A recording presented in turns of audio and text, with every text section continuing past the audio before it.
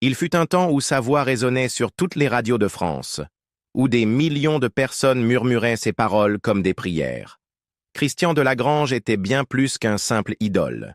Il était un symbole de passion, de désir, d'amour.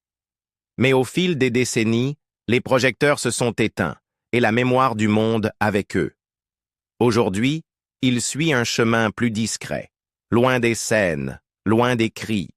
Et derrière ce silence se cache une histoire que la plupart ignorent. L'ascension d'un idole romantique. Christian de Lagrange n'est pas né célèbre. En réalité, lorsqu'il a commencé à se produire, ce n'était même pas sous son vrai nom. Vers 1970, il se présente au monde de la musique sous le pseudonyme de Chris Galbert avec le titre peu connu Carmen. Mais bien avant cela, en 1965, il monte sur une scène que beaucoup de musiciens rêveraient de fouler, le Palais d'Hiver de Lyon, en première partie des Beatles. Cela aurait suffi à faire de lui une légende. Quelques mois plus tard, il recommence en assurant la première partie de Jacques Brel, figure emblématique de la chanson française. Mais le moment de Christian ne viendra pleinement que des années plus tard. En 1972, il abandonne le pseudonyme et adopte sa véritable identité, Christian de Lagrange. Cette année-là, tout change. Son single Rosetta ne se contente pas d'entrer dans les classements. Il atteint la 3e place du hit-parade français. Les portes du succès s'ouvrent en grand. Après Rosetta, il enchaîne les ballades romantiques qui marqueront une génération. Sans toi je suis seul grimpe à la 4e place. Petite fille atteint la 8e. Reviens mon amour, reviens se hisse à la 7e. L'une après l'autre, ces chansons d'amour grimpent dans les classements, valant à Christian une réputation de chanteur à minette, un terme désignant les stars de la pop adulées par les jeunes filles, aux côtés de Patrick Juvet, Frédéric François et Mike Brandt. Ce qui distinguait Christian, c'était la fragilité émotionnelle de sa voix. Ses chansons n'étaient pas seulement entraînantes, elles étaient des blessures mises en musique. La plupart de ses premiers succès ont été écrits par la talentueuse Patricia Carly, dont les paroles s'enroulaient autour de sa voix comme un deuil en velours. La célébrité arrive vite, mais pas sans conséquences. Christian est soudainement partout, à la télévision, en tournée, à la une des magazines. Mais contrairement à d'autres, il ne semble jamais totalement à l'aise avec la mécanique de la gloire. Il garde une certaine distance. Et peut-être est-ce pour cela que, lorsque la seconde vague de la pop française arrive, il commence discrètement à se retirer. En 1976, il enregistre Les larmes aux yeux avec Gene Manson, un duo doux et mélancolique qui ressemble à un adieu. Puis vient Pas plus belle qu'elle. Les succès ont encore de l'impact. Mais quelque chose change, les projecteurs se refroidissent. L'air devient plus silencieux. Plutôt que de courir après la célébrité, Christian se tourne vers un autre métier. Il commence à travailler derrière la caméra, réalisant des clips musicaux, des téléfilms et des films publicitaires. Il devient la main invisible derrière l'image d'autres artistes. Pendant un temps, cela lui suffit. Mais le silence de la scène, l'absence d'applaudissements, ne quittera jamais vraiment son esprit. La voix évanouie.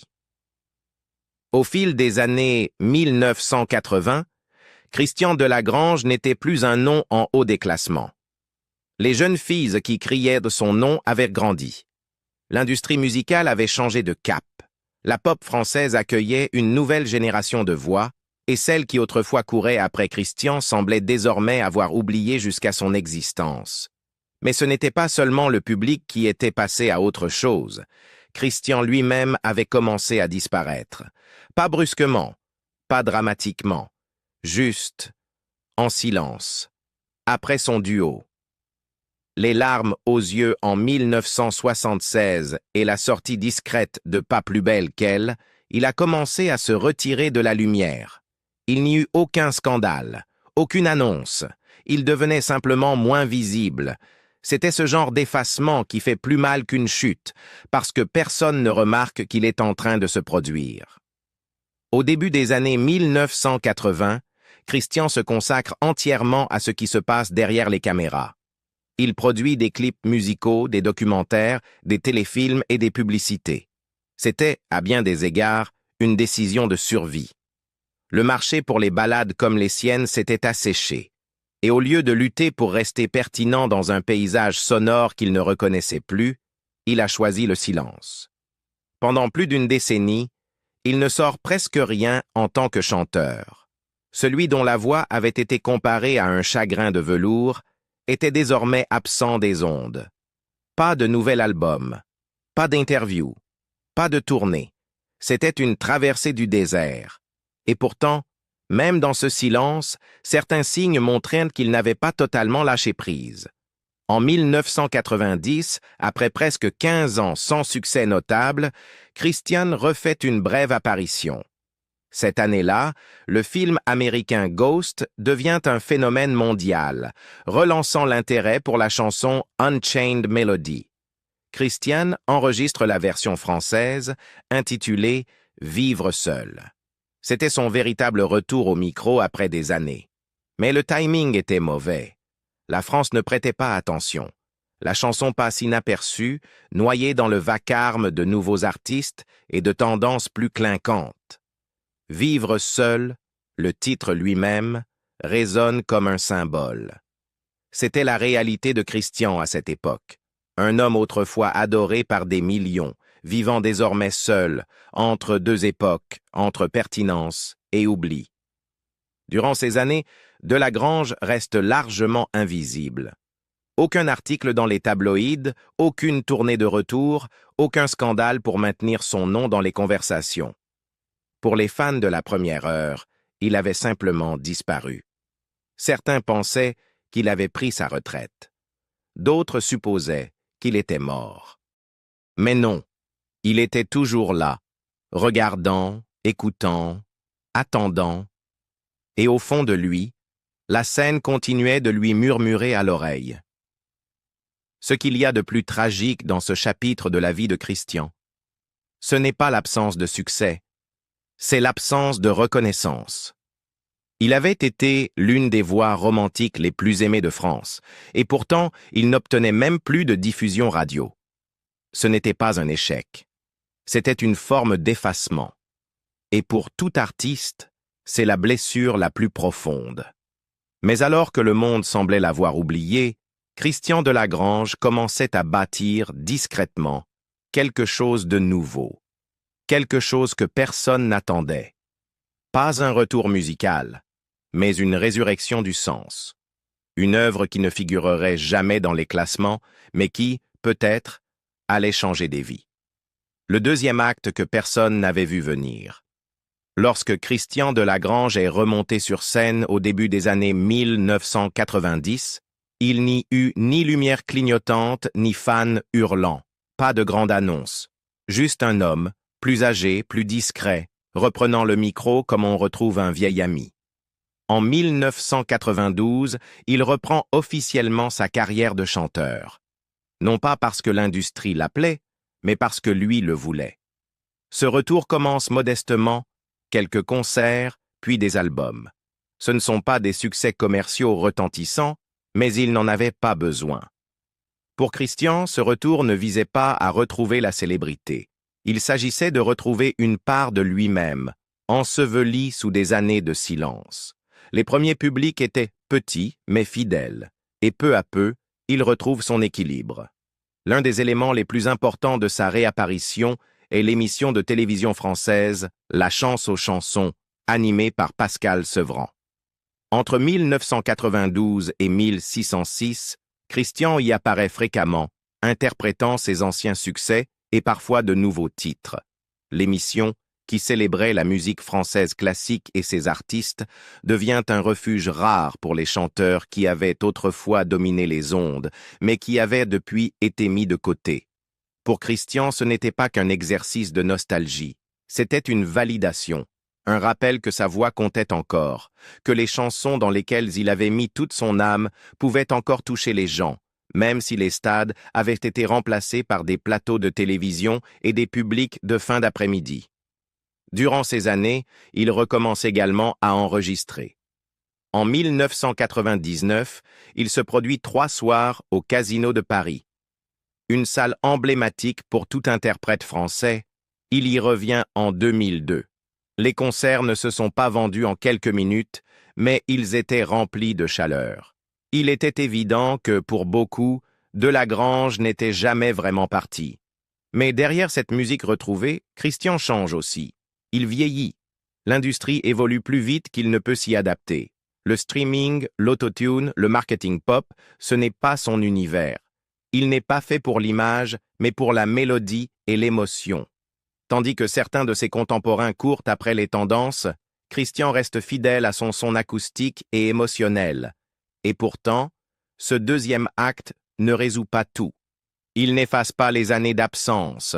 Il ne ramène pas les foules des années 70. Pour beaucoup de jeunes auditeurs, son nom ne signifie rien. Pour d'autres, il reste une figure du passé, bonne pour 1 ou 2 souvenirs nostalgiques, mais pas davantage. Et pourtant, il continue.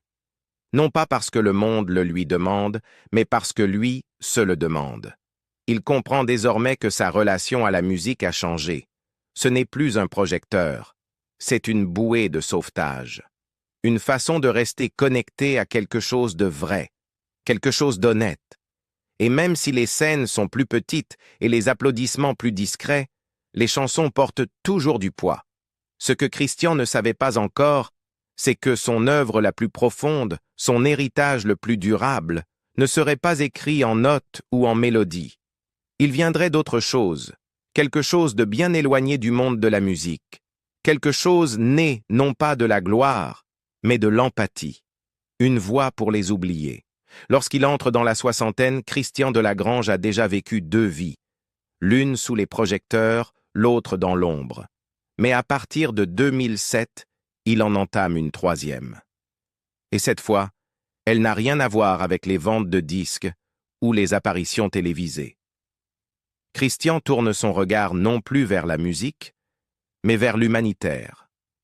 Pour la première fois depuis des décennies, il a une nouvelle mission et un public d'un autre genre. Cette année-là, il fonde l'ONG Assistance Humanitaire Internationale, AHI. Pas comme simple figure de proue, pas pour faire joli, mais en tant que président actif. Ce qui avait commencé comme une idée modeste devient une opération sérieuse, comptant plus de 600 membres en France et en Belgique. Leur mission est à la fois simple et immense, fournir une aide médicale et éducative aux communautés les plus vulnérables du monde. L'AHI ne se contente pas d'envoyer de l'argent.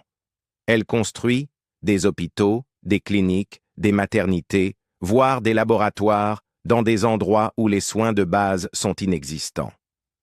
Christian et son équipe contribuent à équiper des dispensaires de brousse comme des centres médicaux urbains à grande échelle. Et là où des enfants n'ont pas d'école, ils construisent des salles de classe, des orphelinats et même des centres de formation professionnelle, donnant aux jeunes une chance de survivre et surtout d'espérer. Ce n'est pas de la charité à distance. Christian se rend lui-même dans nombre de ces endroits. Il apporte des fournitures, il assure un suivi, et parfois il emmène même sa guitare. L'homme qui chantait autrefois pour les adolescents parisiens chante désormais pour des enfants aux chaussures trouées et des médecins dans des salles d'opération de fortune. C'est une autre scène, mais l'impact est réel. Et pourtant, malgré tout le bien qu'il accomplit, très peu de gens en France le remarquent. La presse en parle rarement. Le monde du divertissement ne mentionne plus son nom. Son action humanitaire est vaste, mais invisible dans les gros titres. Contrairement à de nombreuses célébrités qui médiatisent chaque acte de charité, Christian garde ses efforts discrets. Il ne s'agit pas d'image, il s'agit de responsabilité. Cette partie de sa vie survient après des décennies à voir ce que la célébrité peut et ne peut pas réparer. Et peut-être est-ce pour cela qu'il trouve plus de sens dans une caisse de gants chirurgicaux livrée au Mali que dans une ovation sur un plateau télé. De 2009 à 2017, il revient parfois à la musique avec la tournée Âge tendre. une série de concerts nostalgiques réunissant des artistes de l'âge d'or de la pop française. Christian participe à 3 saisons de la tournée, partageant la scène avec d'anciens collègues et renouant avec un public qui avait grandi avec ses chansons. Mais contrairement à d'autres qui s'accrochent au passé, il le fait avec détachement. Pour lui, ce n'est pas revivre la gloire. C'est simplement être là, une fois encore, pour ceux qui se souviennent encore. Ainsi, entre les bus de tournée et les voyages humanitaires, Christian Delagrange a bâti quelque chose de rare, une vie au-delà des applaudissements. Mais avec les années qui passent et le monde qui continue d'avancer, une forme plus douce de tristesse s'installe.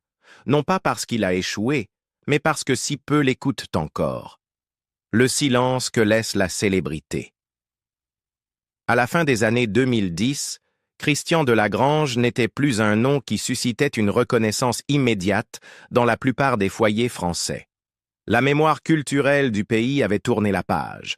De nouveaux artistes, de nouveaux genres, de nouvelles distractions. L'âge d'or des ballades romantiques semblait un rêve lointain. Et Christian, désormais septuagénaire, se tenait en marge de tout cela, travaillant encore, chantant toujours, mais de plus en plus invisible pour le grand public. Et pourtant, il n'a jamais cessé. En novembre 2010, il avait sorti Histoire d'amour, un album rempli de mélodies tendres et patinées par le temps. En 2013, il enchaîne avec D'origines italiennes, un hommage à ses racines, comprenant des duos avec Véronique Mavros. Ce n'étaient pas des best-sellers, mais des projets sincères, personnels, discrets, destinés à ceux qui écoutaient encore. Le genre d'album créé par quelqu'un qui ne cherche plus les applaudissements, mais qui a simplement besoin de continuer à chanter. Puis vient une étonnante période de productivité. En 2014, il sort un triple album intitulé « Chansons d'amour ». En 2015 paraît Ballade en France, incluant cette fois des collaborations avec des voix contemporaines comme Ginny Line.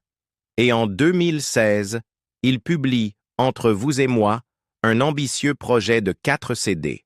La preuve que, même si son public vieillissait ou disparaissait, la musique en lui ne s'était jamais tue. Mais il y avait quelque chose d'indéniablement triste dans ses efforts de fin de carrière. Pas dans les chansons elles-mêmes, mais dans l'absence de réponse. Les albums sortaient et disparaissaient avec très peu de couverture médiatique, peu d'interviews, peu de critiques. C'était comme s'il les lançait dans le vide. Sa voix, autrefois diffusée sur toutes les stations, flottait désormais sans écho.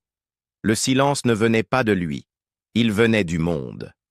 En 2023, à 76 ans, Christian sort ce qui pourrait bien être l'un de ses derniers albums studio, Ensemble. Le titre, Ensemble, semblait presque ironique, car à ce stade, il était largement seul dans son parcours musical. Les amis de sa jeunesse étaient soit disparus, soit à la retraite. Les fans qui faisaient la queue autrefois devant les salles de concert étaient devenus grands-parents. Il n'y avait plus de tournée, plus de festival, juste cet album, lancé discrètement, archivé tout aussi discrètement. Et pourtant, il croyait encore au lien, au sens. Il continuait de présider son ONG, AHI, jonglant entre les missions humanitaires et une production musicale de plus en plus rare. Mais même dans ce domaine, les choses devenaient plus compliquées. Le financement était plus difficile à obtenir. L'attention du monde, éparpillée. Et pour un homme qui n'avait jamais recherché la célébrité, l'absence de reconnaissance paraissait désormais totale. En public, Christian restait digne. Mais selon ceux qui l'entouraient, l'isolement grandissait. Il avait tout donné, à la musique, aux gens, aux causes, et pourtant, à presque 80 ans, il n'avait que peu de reconnaissance publique à montrer. Aucun concert hommage, aucun prix pour l'ensemble de sa carrière, aucun documentaire. Il y a une tristesse particulière à être oublié lentement. Non pas effacé, mais doucement mis de côté. C'est ce qui est arrivé à Christian Delagrange. Il ne s'est pas consumé. Il ne s'est pas brisé. Il a simplement continué, même quand plus personne ne regardait. Presque 80 ans. Et le poids d'être si peu rappelé. Alors que le calendrier avançait vers 2025, Christian Delagrange approchait de son 78e anniversaire. Une étape silencieuse pour un homme qui, autrefois, faisait vibrer des foules entières avec la douceur de sa voix. Pas de gala rétrospectif, aucun hommage télévisé, aucune résurgence d'intérêt pour son héritage. Seulement quelques fidèles en ligne, une publication discrète sur Facebook et ce même silence auquel il s'était habitué. À ce stade, Christian n'était pas seulement un chanteur oublié. Il faisait partie d'une époque en voie de disparition. Son nom ne figurait pas dans les playlists nostalgiques. Les algorithmes ne favorisaient plus son style. Même les émissions qu'il avait autrefois invitées avaient déplacé leur attention vers de nouvelles stars vintage. Pour la première fois de sa vie, même l'oubli semblait hors de portée. Et pourtant, il continuait, toujours engagé dans la logistique humanitaire, répondant aux demandes d'aide médicale de villages perdus que peu sauraient localiser sur une carte. Son ONG, AHI, intervenait désormais dans plus de 12 de pays, avec un impact bien plus important que la plupart des gens ne le réalisaient. Il avait construit des cliniques au Congo, fourni des ambulances en Asie rurale, livré des manuels scolaires en Haïti. Son action sauvait des vies, mais contrairement à ses chansons, elle ne se rejouait pas. En 2020, il s'était même lancé rarement en politique. Candidat aux élections municipales à Metz, il rejoint une liste soutenue par Génération Écologie, un petit parti environnementaliste. Il n'a pas gagné. Il ne s'y attendait pas. Mais cette campagne révélait quelque chose de plus profond, un désir de rester utile, d'apporter encore quelque chose, là où il le pouvait. Même face à l'indifférence du public, Christian n'est jamais devenu amer, juste plus discret. Sa santé physique, rarement évoquée par les médias, avait naturellement ralenti avec l'âge. Les années de tournée dans les années 1970, les vols long courriers pour les missions humanitaires dans les années 2000 et le poids émotionnel d'avoir vu son art sombrer dans l'oubli avaient tous laissé des traces. Il ne se produisait plus que rarement, choisissant des lieux intimes et spécifiques plutôt que de courir après la lumière. Dans les rares interviews qu'il accordait, il parlait de gratitude, mais aussi de déception. Il a un jour confié, presque en passant, que l'industrie à laquelle il avait donné sa jeunesse avait avancé sans jamais se retourner. Il n'y avait pas de rancune dans ses mots. Juste de la fatigue. Il y a quelque chose de profondément tragique chez un homme qui n'a jamais couru après la gloire, mais qui a tout donné à quelque chose que le monde ne voulait plus. Christian Delagrange n'a pas disparu parce qu'il a échoué. Il s'est effacé parce qu'il appartenait à une forme d'art qui ne trouve plus sa place aujourd'hui. Des ballades qui pleurent, des paroles qui saignent, des performances qui murmurent au lieu de crier. Aujourd'hui, à l'aube de ses 80 ans, il est un homme entre deux mondes, rappelé par trop peu, oublié par trop de monde. Toujours debout, croyant encore au pouvoir de l'amour, du service et de la musique. Mais se demandant peut-être s'il entendra un dernier tonnerre d'applaudissements avant que le rideau ne tombe pour de bon. Et vous? Pensez-vous que des artistes comme Christian Delagrange devraient être honorés de leur vivant? Partagez vos pensées en commentaire. Et si vous vous souvenez d'une de ces chansons, dites-nous laquelle résonne encore en vous. N'oubliez pas de liker, partager et vous abonner pour plus d'histoires qui méritent d'être racontées.